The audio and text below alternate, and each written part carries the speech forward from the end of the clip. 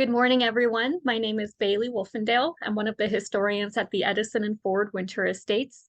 Today, we're going to be doing a double feature. I'll be talking about the history of the hurricanes that have affected Southwest Florida, and then my program manager, Holly, will be talking about how these hurricanes have specifically affected the Edison and Ford Winter Estates.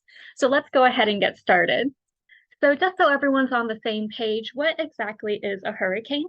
A hurricane, broken down to its barest essentials, is just an extremely windy storm. Once the wind speeds hit to be about 74 miles per hour, it is categorized as a Category 1 storm, and it goes all the way up until a Category 5 storm. Now, that's not to say that the lower storms aren't as dangerous, because sometimes Category 1 or 2 storms will be coming their way, and people don't really take them seriously, and they don't make the proper preparations, and sometimes that can cause even more damage than a Category 3 storm or higher. Now, I did have a little picture right here. This shows the different names of hurricanes depending on the location that we are. Right now, we are in the Atlantic region, so we call these storms hurricanes. If we were going to go on over to the east coast of Africa, they would be called cyclones. Going even further east, they're called typhoons. And unfortunately, it doesn't show on this little picture, but down in Australia, they are called willy willies. That could be on Jeopardy one day. So when and how do they form? Hurricane season runs from June 1st up until November 30th. So unfortunately, we are in hurricane season right now. And the most dangerous hurricanes usually come after August 20th. That's because the water over the oceans are much warmer, and the warmer the water is, the more powerful the storm can be. And August 20th is a special date for the National Hurricane Center because they have a special bell that they ring to denote that the most powerful hurricanes are coming. Now, hurricane forms usually as winds off of the coast of Africa mix with the warm, moist ocean air near the equator. As the warm air evaporates, it'll start to rise, and then it will cool and condense into tall cumulonimbus storm clouds. Then those winds will start to spin around those storm clouds in a circular motion. And once those wind speeds hit 74 miles per hour, it is officially dubbed a hurricane. And here is a GIF of how these hurricanes form. Now, this slide features a great breakdown of the parts of a hurricane. When it comes to the size, hurricanes can vary between 60 and 1,000 miles wide. But don't worry, most of them are usually about 300 miles wide. Now, the center is called the eye of the storm. This is by far the calmest part of the storm. Everything becomes almost surreally clear and calm.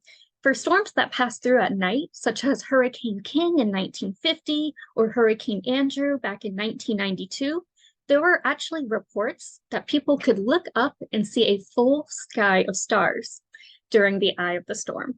But I'm not recommending that you actually go outside in the eye of a storm, because right around the eye is what's called the eye wall. This is the most dangerous part of the hurricane. The eye wall contains the fastest and most violent winds in the hurricane, and so you don't want to be outside during that time. Now, the upper right-hand corner, or the quadrant, is called the dirty side. And then, as well as these rain bands that are outside, this is just the thunderstorms that feed into the hurricane that make it more powerful. Humble beginnings. We believe that the Calusa experienced an increase in tropical activity about 1,500 years ago. So for this reason, they moved inland and started building their homes on shell mounds for protection. You can even see remnants of these shell mounds today at the Mound House on Fort Myers Beach.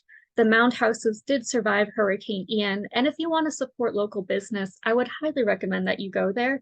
They just reopened their museum this April. Other than that, the storms are rarely documented by the Calusa because there were very few settlers and the coastal areas were sparsely inhabited. But we do know that Christopher Columbus did sail through a hurricane back in 1494, but he didn't know what a hurricane was. He just wrote in his diary, "The winds were very strong today." Also, we believe that the word hurricane likely derives from Huracan, which is the name of a Mayan storm god. Here is a depiction of Huracan right here. Kind of looks like an elephant because it has a nice trunk that spews out all of the wind and the rain that causes these storms. Now, we believe that the tradition of naming hurricanes began in the Second World War when meteorologists with the Pacific Fleet started to name these storms to tell them apart. They initially used the phonetic alphabet, Hurricane Alpha, Bravo, Charley. But as the years went on, it got difficult to distinguish them on a year-to-year basis. Were they talking about the Hurricane Alpha of 1943 or 1944? So, starting in the 1950s, meteorologists started to name these storms after their girlfriends. Then, as the second wave feminist movement started to take place in the 1960s and 1970s, activists started to say, well, if women have the right to be a hurricane, it's only fair that men should have the right to be a hurricane as well. So in 1979, we got our very first male hurricane. His name was Bob. Nowadays, we like to keep it simple. We alternate between male and female names. I did include a list of the 2023 Atlantic tropical cyclone names.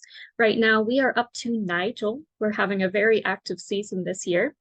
And we also use either English, Spanish, or French names because those are the three most commonly spoken languages in the Atlantic region. Now, if a storm does cause extensive damage, their name is retired out of sensitivity. For example, Hurricane Ian has been retired, Hurricane Irma, Hurricane Charley. Storms that start with the letter I are the most often retired, followed by storms that start with C or F, as in Fred. Now, the first storm I'll be talking about is the Miami-Louisiana Hurricane of 1888. We actually don't have a lot of information about this storm because there weren't a lot of people living in Florida at the time. I mean, who here would want to live in Florida before air conditioning was invented? So because of that, Fort Myers only had a population of 349 people, and Miami only had 860 people. So very sparsely populated. So we believe that there was minimal damage because there was a minimal amount of people. And it was also just a Category 1 storm when it reached Southwest Florida. And the reason why I started with this hurricane is because it's the first hurricane that hit Southwest Florida since Thomas Edison first arrived. He made landfall in the Punta Rasa region, which is nowadays near Sanibel Island, back in 1885, and this storm just came 3 years afterwards. But luckily, Thomas Edison never had to go through a hurricane because he was technically a snowbird. He would mainly be coming down here in the winter months. He wasn't here during hurricane season, so luckily he never had to go through one of these storms.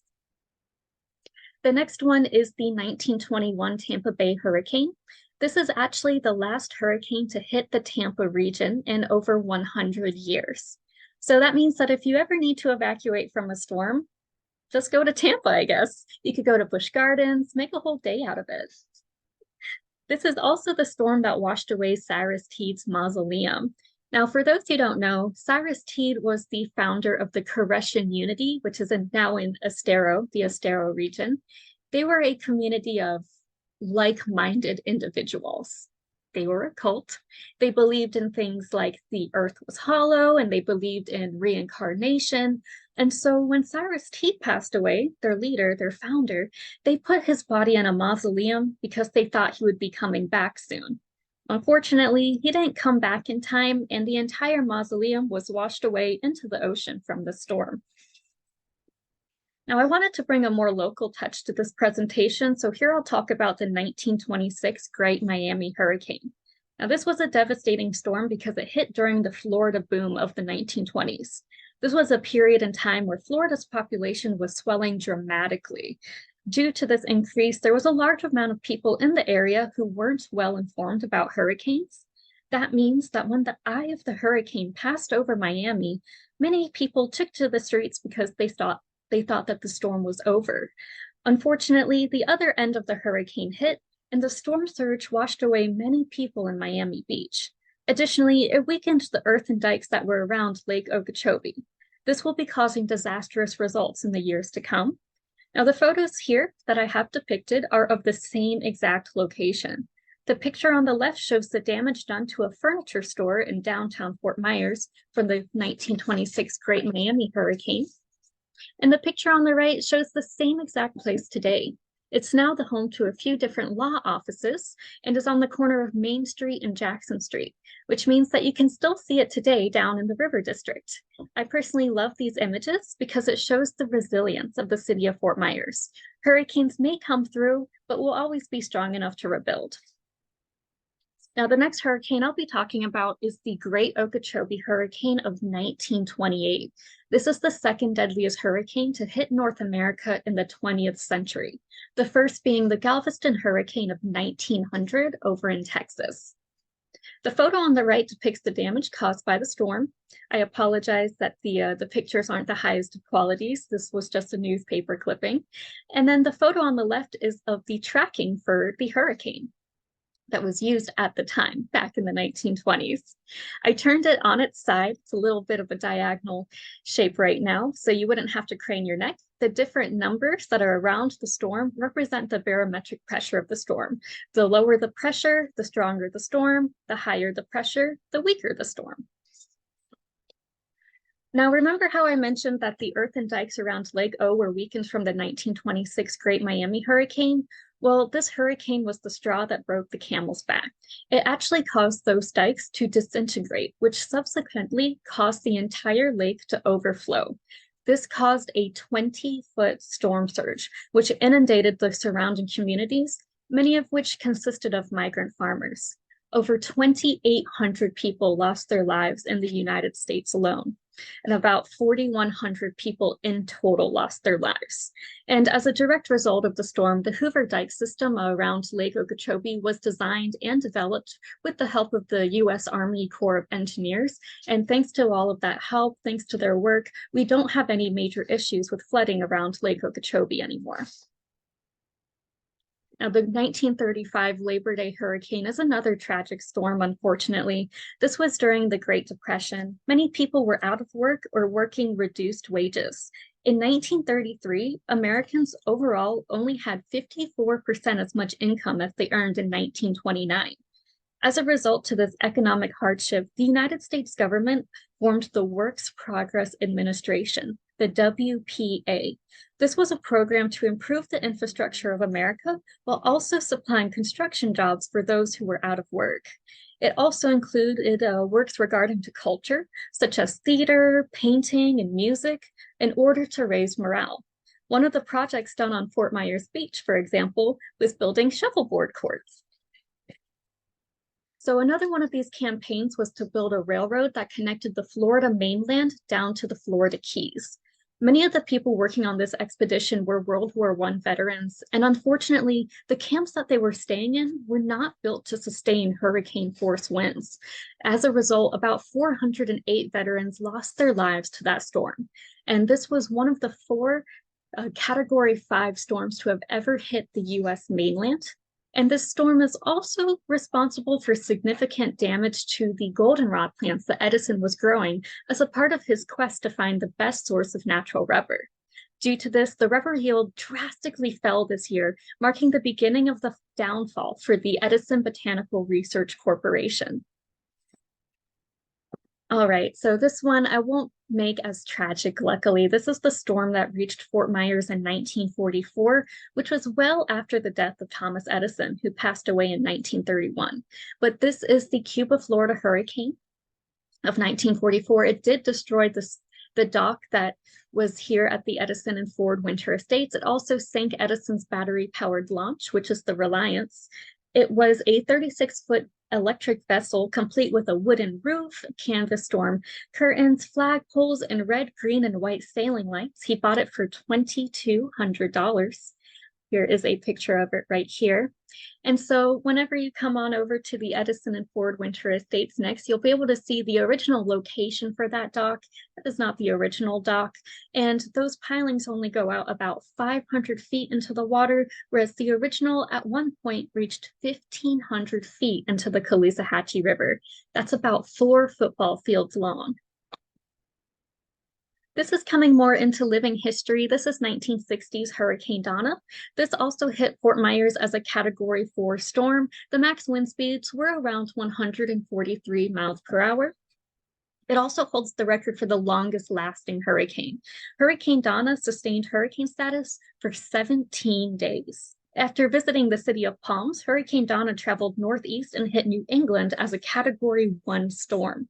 I spoke with someone whose grandfather was in Fort Myers during Hurricane Donna. His name was Bill Howard, and his grandfather also said, "This storm would have destroyed the entire town if there was a town here to begin with." Luckily, after this, Southwest Florida didn't experience another major hurricane for about 30 years. A major hurricane is a hurricane that is either a Category 3, 4, or 5 storm. Coming up next is 1992's Hurricane Andrew. This was an extremely compact storm. Remember how I said that storms are usually 300 miles wide? Well, this hurricane was only 90 miles wide. Now, regardless of its size, it caused $27.3 billion with a B dollars in damages and left about 175,000 people homeless in Florida. Now, the picture on the left right here shows the previous means of evacuation via highways. It's called contraflow lane reversal. Very scientific sounding name. It just means that when they change the travel lanes from one direction to another. So you can see on the picture that even the southbound lanes are going north here. Some people who tried to evacuate couldn't leave quite quickly enough because of all the traffic, and around 400 people in Manatee County had to ride out the storm and rest stop around the highway. Now, there is a cool little blog that you can find online that talks about what it was like to ride out the storms during those rest stops. It was a group of about 400 people who didn't know each other at all, but then by the end of the storm, they were inviting each other to their birthday parties, to weddings, so on and so forth. So it kind of shows how these storms can really bring out the best people. Now, starting in 2017, the Florida Department of Transportation granted the emergency shoulder use, where you can drive on a highway shoulder when mandatory evacuations are underway. So this is the shoulder. You can see some pioneers right here. They're pretty advanced for their time. All right, so we're going to fast forward to the 2004 Atlantic hurricane season. This was an extremely active year. 4 different hurricanes made landfall in the U.S. mainland within a period of just 6 weeks.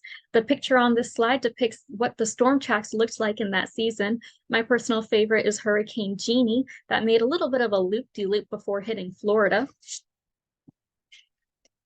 The most impactful storm of those 4 hurricanes, for the city of Fort Myers at least, was Hurricane Charley. This was the first to hit America in the succession of 4 and was the strongest storm to hit Florida since Hurricane Andrew. Now, just like Andrew, this was an extremely compact storm.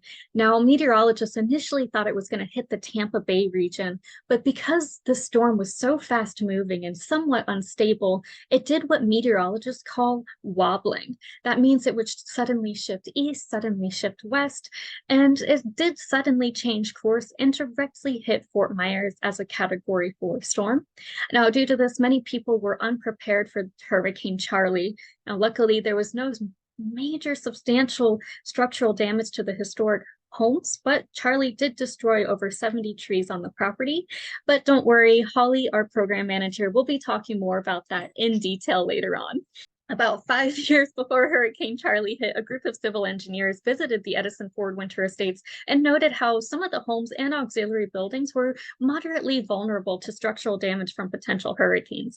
As a result, a nonprofit organization started up a project to renovate and reinforce these homes against any possible hurricane damages. Now, initially, the budget was about $9 million, but the entire effort ended up costing over $15 million. And these renovations were taking place when lovely Hurricane Wilma touched down in Fort Myers back in 2005. Now, Hurricane Wilma did also completely destroy the Hurricane and Weather Center that was down in Key West, and the meteorologists working there had their egos majorly bruised. They put in different newspapers and press junkets, even our new flagpole will be able to survive Category 5 storm winds. And I did look it up. Those flagpoles and everything else surrounding it did survive Hurricane Ian when it came through. 2017 Hurricane Irma. What's extremely notable about Hurricane Irma was its size. She was abnormally large storm, about 420 miles wide. That's twice the size of the Florida Peninsula. Here's a picture of it on the upper right-hand corner. You can see just how large it was. And so because of that, nearly 7 million people had to be put under evacuation orders, and 2 out of every 3 Floridians did lose electricity from this storm. Regardless, the historic homes were mainly unscathed, but we did lose quite a few trees from the property.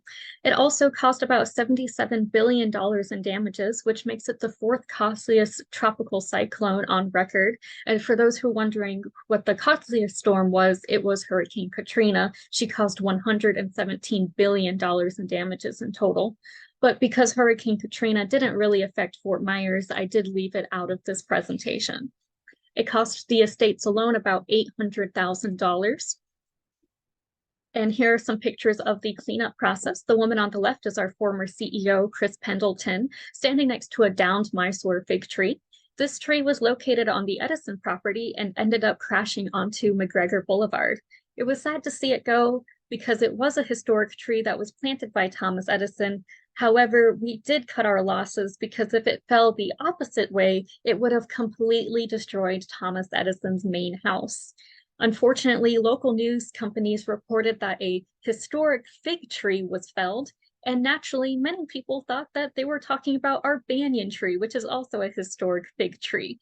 As a result, we had to run another press junket telling everyone that the banyan tree was still standing to assure everyone who was concerned. And then the image on the right-hand side is of an Edison Ford staff worker doing their part to clean up. When hurricanes like these hit, it's all hands on deck, and everyone, no matter what department they're in, pitches in. It's a good team building activity.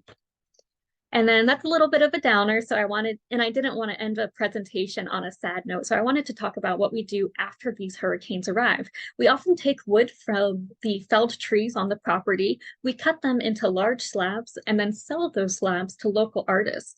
Those artists then make woodworks of their own and donate them back to the Edison and Ford Winter Estates. We then compile all of this artwork together and develop an exhibit called Creating Beauty from Disaster. Here are some examples from the latest Creating Beauty from Disaster exhibit. It's a nice little pelican right here. This one's my personal favorite. It's a desert landscape on the right. Now, when I initially made this presentation last year, this was the last storm to hit Southwest Florida. Now, unfortunately, I do have an addendum. Meet Hurricane Ian. This came through in 2022. This is obviously the most recent hurricane to directly impact Southwest Florida, and its track was eerily similar to Hurricane Charley, but it was much larger than Hurricane Charley. Remember, Hurricane Charley was this tiny little unstable storm? Well, this was a large unstable storm. Hurricane Charley could have fit inside the eye of Hurricane Ian. So here are some pictures of the surrounding areas. The results of the storm were extremely devastating for Fort Myers Beach, Pine Island, and Sanibel Island in particular. Over 150 people lost their lives from the storm, including someone who was working at the Edison and Ford Winter Estates, unfortunately. So this is the deadliest hurricane in the United States since the 1935 Labor Day storm. The majority of the fatalities were in Lee County, where Fort Myers is located, and over 2,500 people had to be saved from search and rescue teams within the first 2 weeks after the storm arrived. The wind speeds maxed out at about 161 miles per hour, which made it briefly a Category 5 storm, but then it did drop down to a Category 4 storm when it made its first landfall here in Florida. Here are some pictures of the aftermath of Hurricane Ian. The photo on the left is about 2 blocks away from the Edison and Ford Winter Estates, just along West First Street. Many boats crashed ashore as a result of the storm surge, and some of these boats can still be seen on land today, even though it is almost our 1-year anniversary of Hurricane Ian coming through. The image on the right-hand side is of the bridge that leads over to Pine Island. This bridge was rebuilt in just 4 days after Hurricane Ian hit, after it collapsed. The result was absolutely incredible. Now, this slide shows a GIF of the storm surge on Fort Myers Beach. For those familiar with the area, the building on the back left-hand side is of the Lani Kai. For those who don't know what the Lani Kai is, it's a very highly reputable, very upper-class establishment that's over on the island. Now, when it comes to hurricanes, the high wind speeds can turn ordinary objects into dangerous, volatile missiles that can pierce through the sky. However, it's a common misconception that the wind is the deadliest part of the hurricane. It's actually the water. Flooding from the storm surge can uproot and destroy entire buildings, and drowning is the leading cause of death for hurricanes. Now, this slide right here shows a before and after depiction of Fort Myers Beach. When Hurricane Ian arrived at Fort Myers Beach, the storm surge was estimated to be about 12 feet, just over 1 story. Mobile homes faced the brunt of the damages, but multi-million-dollar homes were not spared from the storm's wrath either. Residents who previously evacuated the island were barred from re-entry for the first few days so the bridge could be reinforced. But once they returned, many were stunned to see just how little remained, and some reported finding boats in the middle of their homes. Now, this picture shows the before and after effects of the storm surge on Fort Myers Beach. This is Times Square, the first area you would see after crossing the bridge to reach the island, and this is what it looked like after the storm. But once again, I didn't want to end my portion of the presentation on a sad note, so I wanted to include something incredible that happened after the storm. The photo on the left is of the banyan tree. Directly after Hurricane Ian hit. The leaves were all torn off, the debris was everywhere, the roots were strewn this way and that. However, it completely bounced back within just 2 weeks before we even reopened to the public, 2 weeks after the storm. So I think that's a wonderful metaphor for Fort Myers. So I want to thank everyone for attending my portion of the digital discussion today. I'll open up the floor for any questions, but please stay for our second part of the presentation, which discusses the direct impact that the hurricanes have had on the Edison and Ford Winter Estates specifically. That's going to be led by our program manager, Holly Shaffer. Hi, everybody. Wasn't Baylee terrific? I just want to mention that this is a picture of some of our staff in front of the banyan tree. Probably a week and a half, 2 weeks after the hurricane, we had a staff photo taken there. So hurricanes and their impact on Edison and Ford Winter Estates. So in 1921, Florida was hit by a strong Category 3 hurricane, which I learned from Baylee. A major hurricane has to be a 3, 4, or 5. I didn't know that. It was known as the Tampa Bay Hurricane or Tarpon Spring. But what happened here? That year, the Edisons fortunately didn't come to Fort Myers, but they would never have come in the summer, though one year they came in June. After the hurricane, the caretaker, Ben Tinsman, sent a telegram to them saying the home survived, but the dock was almost gone, which they meant the pier. So Edison put mine and his brother John in charge of the project, saying it should only be repaired to the boathouse. He didn't quite trust the person that was his caretaker at the time.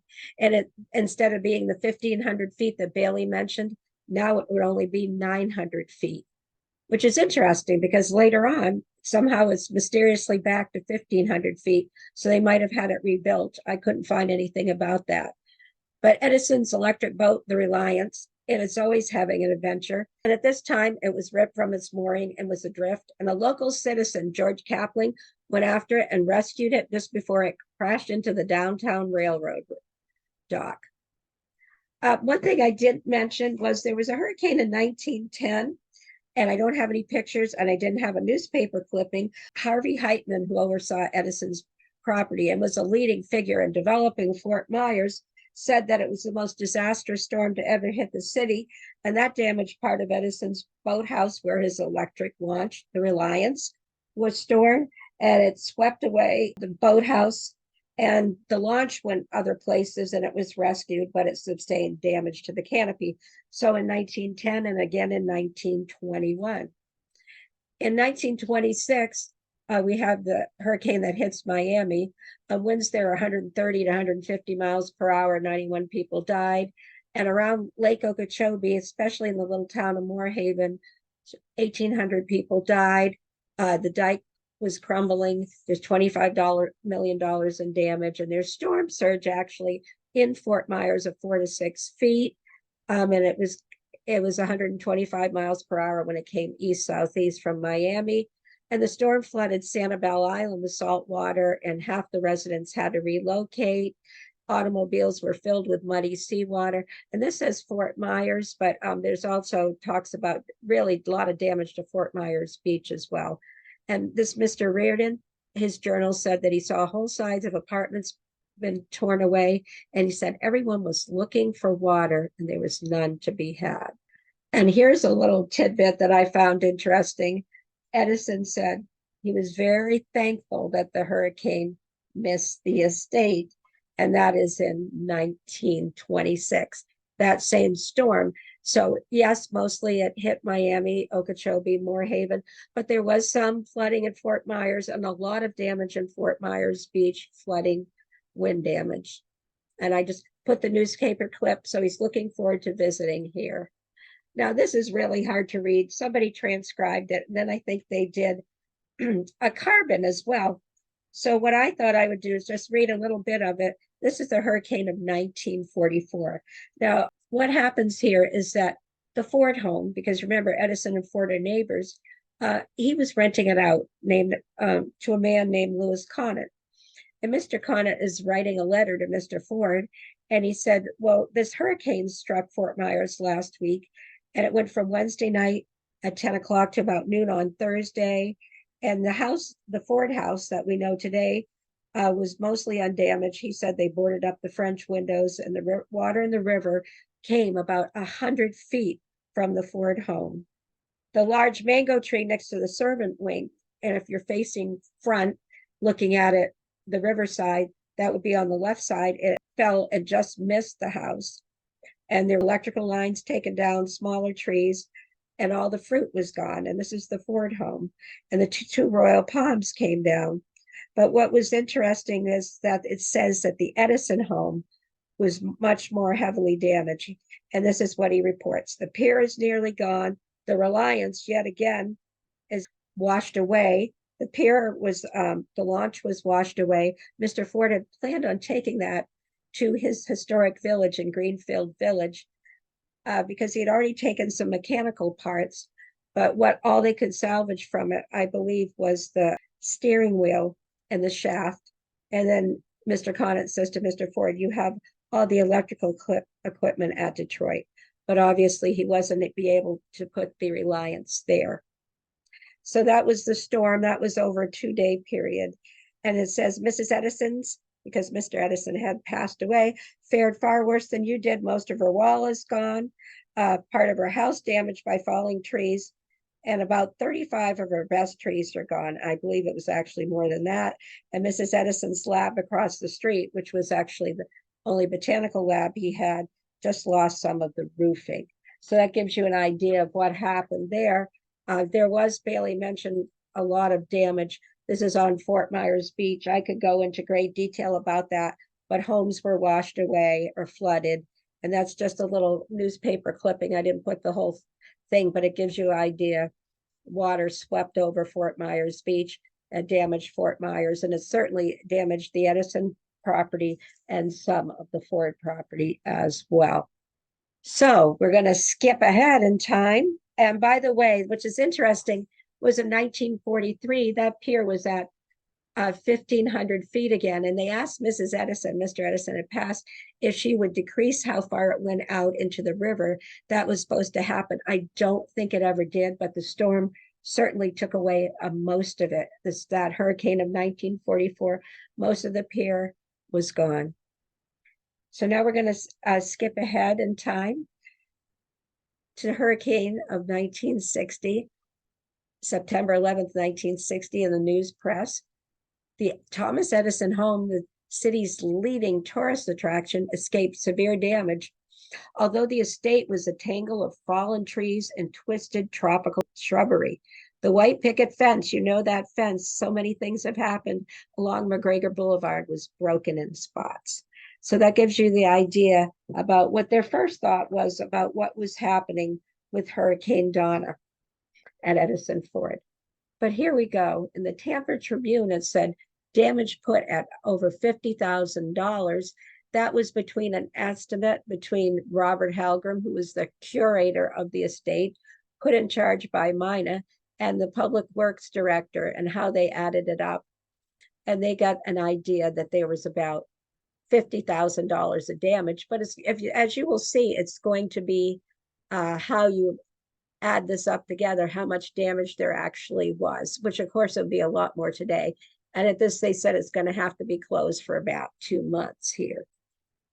So here you go. Here's one in the Miami Herald, lush gardens, a tangled jungle. He has a 15-man crew, Robert Halgrim, to clean it up, right the trees, save some exhibits.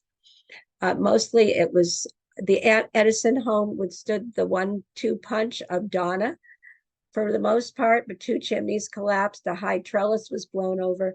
The roof over Edison's laboratory, which would have been the botanical lab near the museum, was damaged. Flying bricks punctured holes in a front porch. And of course, the grounds were definitely damaged big time. So maybe it was actually more like the building damaged 12,000 and 50,000 to the botanical plants and trees. And I just wanted to quickly scoot through this so you could see. I think this was not a build.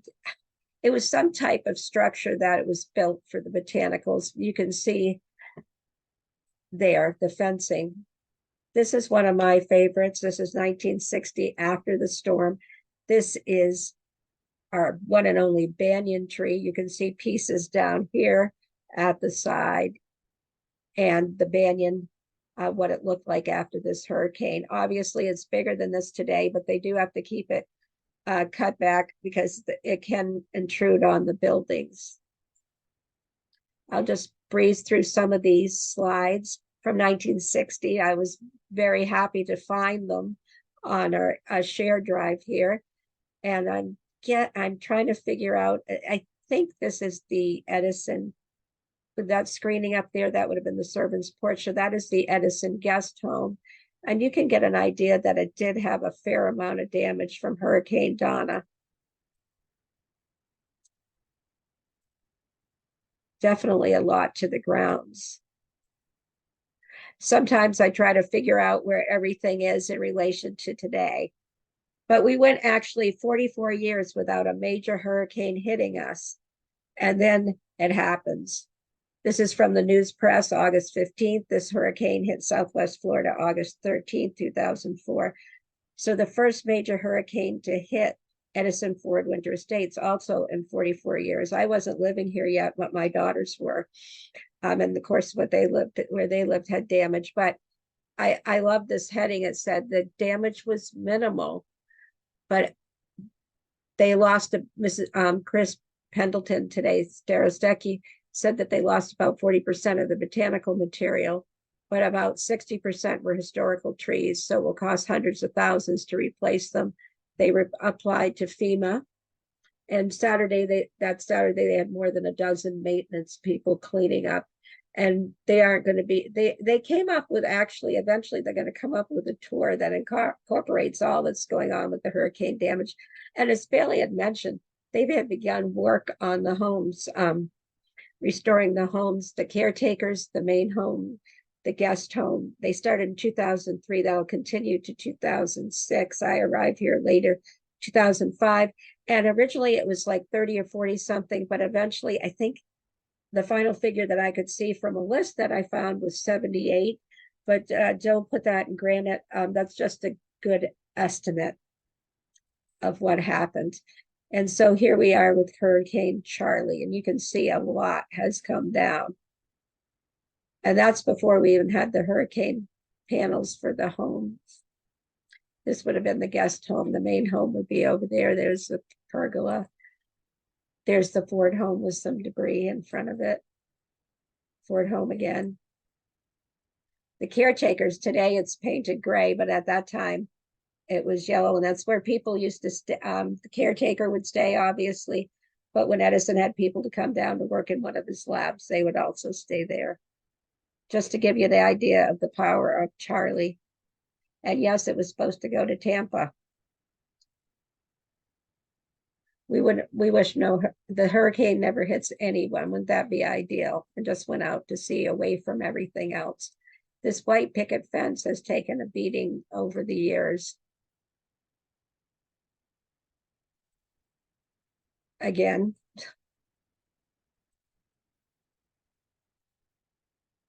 And because we were getting work done, we had construction fences up everywhere. And again, that is by the bigger garage on the Ford property. That's by the swimming pool. Trees uprooted, signs taken down. And now we're going to skip ahead. And guess what? They got that done. And then the following year, back-to-back hurricanes. Hopefully that will never happen again. But this is Hurricane Wilma. I had moved here, but I hadn't yet I start working at Edison Ford Winter Estates in December. And it said they're going to need at least 2 weeks to recover. No building was damaged at all, other than 2 dents on the copper guttering on the Caloosahatchee River side of the main guest house, but that was a little blip. There's some roof damage at the tea house by the swimming pool, but we don't believe it's anything major. We'll be able to repair it ourselves. Yeah, some more particularly damage. Wasn't as quite a powerful storm, but there still definitely was damage to the landscape as well here. I'll just show you a few pictures again and again. And you can see that's by the picket fence. There's McGregor Boulevard construction fence here because they're still doing work.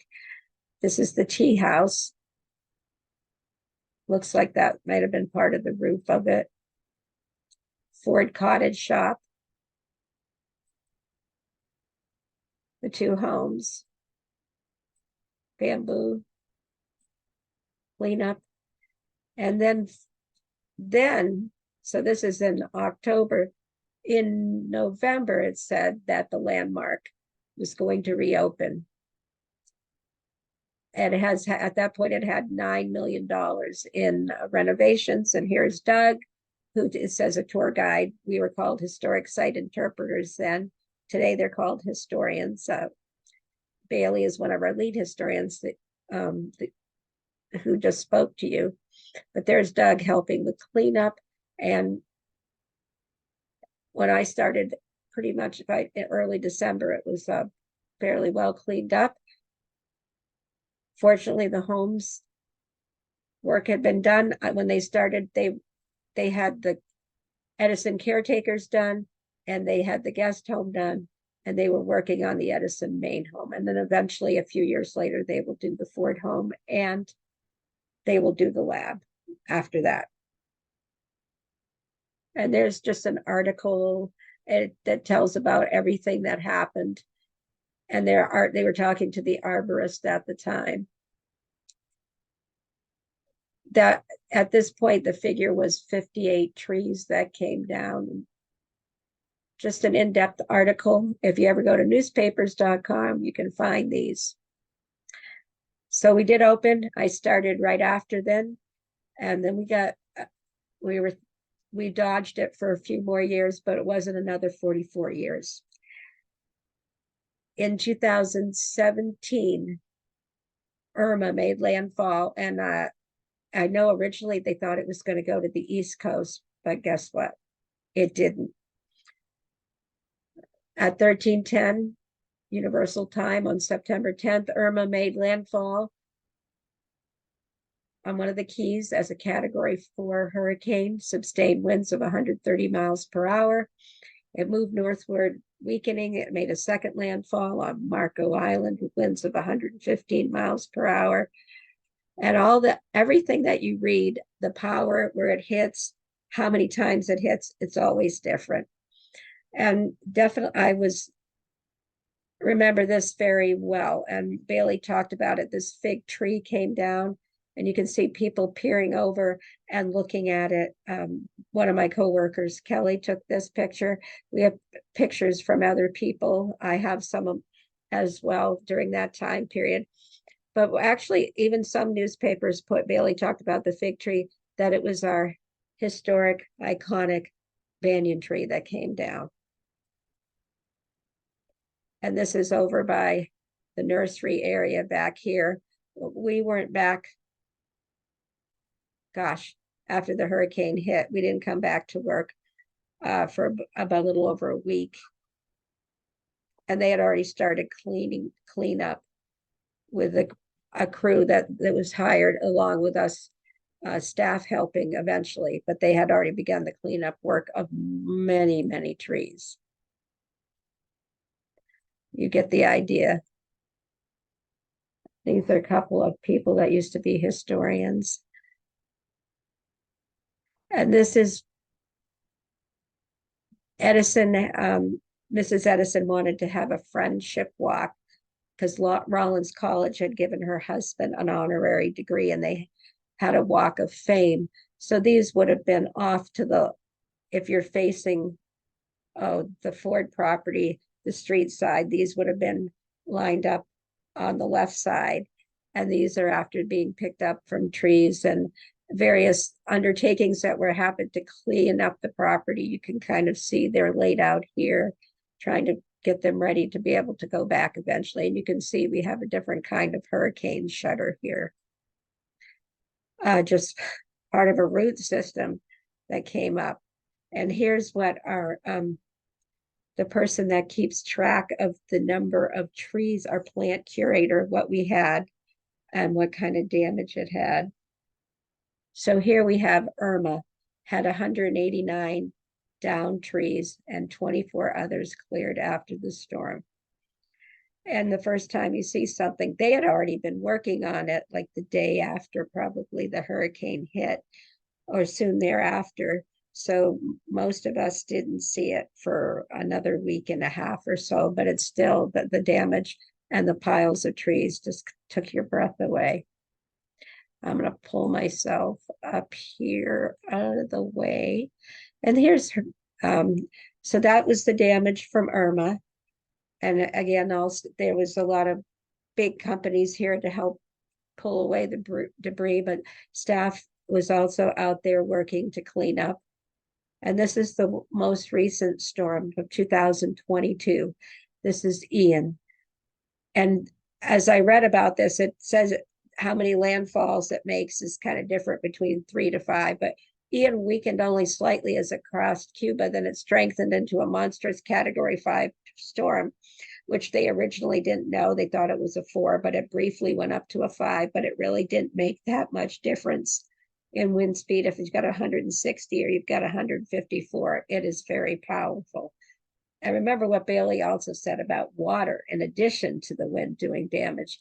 Ian weakened, and it had 160-mile-an-hour winds. It weakened before making its second landfall just south of Punta Gorda, because it landed in Southwest Florida before that and did damage on September 28th with 155-mile-per-hour winds. A catastrophic storm surge struck the west coast of Florida, south of Tampa, and over 20 inches of rain caused major flooding across the peninsula. All the way to the Atlantic coast, Ian made a second landfall just south of Punta Gorda. So it hit Fort Myers Beach and the Sanibel area with an unbelievable strength and force and damage it did. Ian made its way to Punta Gorda and spent hours slowly crossing Florida and emerged off the East Coast as a tropical storm. I believe it did some damage in South Carolina as well, with peak winds around 70 miles per hour. And it turned northward, and it did become a Category 1 storm before it made its landfall near the South Carolina coast. But I know you've all seen what it did to Fort Myers Beach, particularly taking out so many homes. It took out the causeway. It damaged a lot of the homes. The vegetation is all gone, all those places. And of course, Pine Island had tremendous damage. Everyone was affected. What happened to us here at Edison Ford Winter Estates? Let me show you. And this is down by the swimming pool. And I was back the next week after this hurricane. I think it hit on a Wednesday.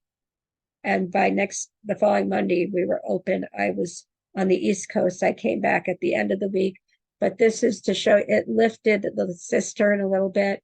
It damaged the double diving boards. And then it started to pull. They had to take this off. It put debris here into the pool. It bent the metal on the Ford property and metal around the pool. It wiped out pots and plants and took things down.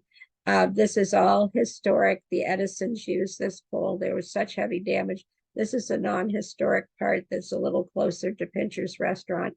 If you walk down West First Street, you could find it there. And some more damage.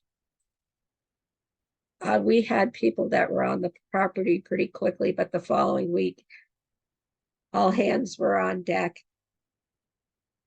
doing cleanup here. And this little boat was washed up on shore. I think that now they are removed. They have removed it.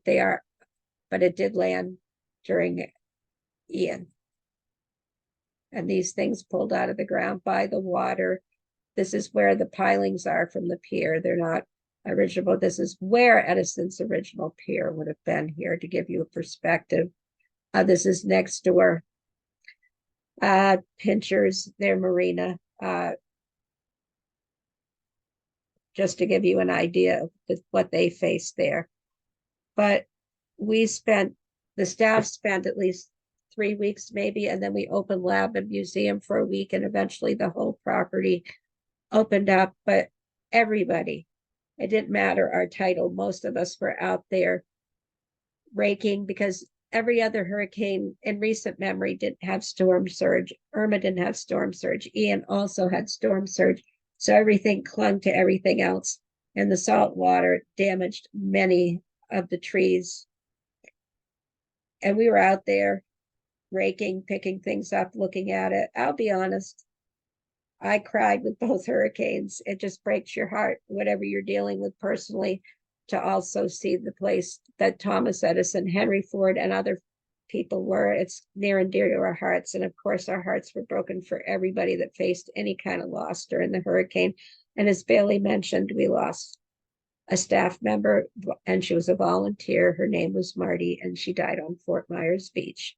And she will always be remembered. I'll give you a chance to ask some questions, but I thought the slides could do more talking than I did. One of the things I didn't mention how much damage was caused by Donna in the community, but it was an unbelievable amount to the schools, to the shell factory, everywhere. I'll get back to you, but I did want to mention next month, if you can join me, I'm talking about Marie Curie. When I was a child, I read all about her. She's an interesting woman. She has a connection with Thomas Edison. That'll be on the 17th of 2023, October 17th at 10:30. Sign up for it. You know where to go on our website. And then we'll also have a step into history on October 11th, A House Divided at 10:30, the Edison Children. Check these out and join us and find out about that connection and what it was like for Edison with 2 sets of children. These are some of the sites that I used for the information about the hurricane and its effect at Edison Ford Winter Estates. Let's see what the question is. Yes, it did. I did. I'll be honest. I did tear up. I did teared up when I saw the property. When I saw them working on it, the damage the last 2 years. And to all of you that went through the hurricane, you're with us in our thoughts. Some of you had horrible damage. We had damage with the last 2, but nothing like some people had. I thank you. And the last thing I want to say, if you have a question, any other questions, you can always email me. But it affected the tourism in this area. So if you can come visit us, check us out, become a member.